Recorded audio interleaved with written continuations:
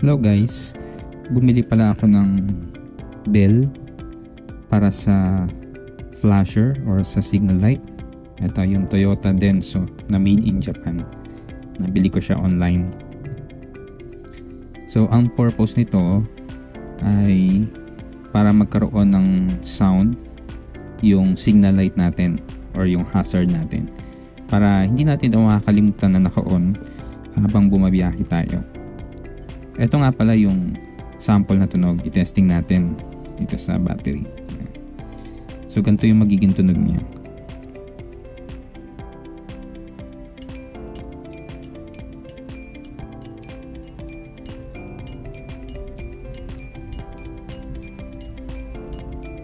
So ikabit natin sa Mio Gear. Let's go. Ito lang mahirap sa Mio Gear, yung flasher relay niya nandito sa ilalim ng upuan. Kaya kailangan ko pagtanggalin itong pairings niya sa gilid tsaka yung para madaling ma-access ito. So dito na lang natin siya itatap. So any orientation naman ng polarity nito. Okay, sige. Itap natin. So ganito ko siya tinap.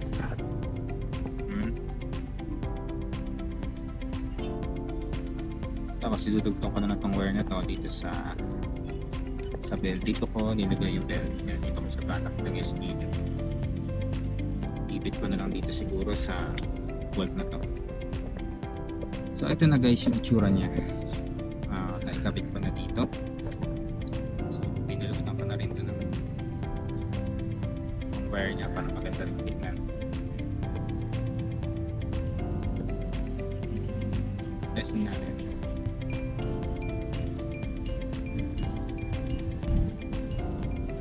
So ito guys na yung finished product. Testing natin ha.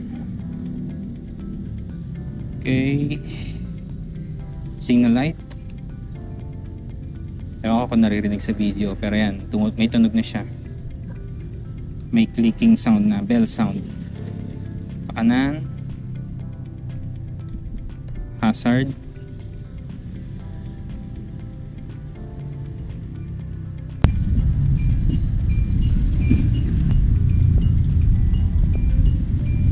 Ganun kalakas. Tama lang, hindi rin nakakainis yung tunog kagaya ng tunog ng sa mga e-bike. So ito tamang-tama lang.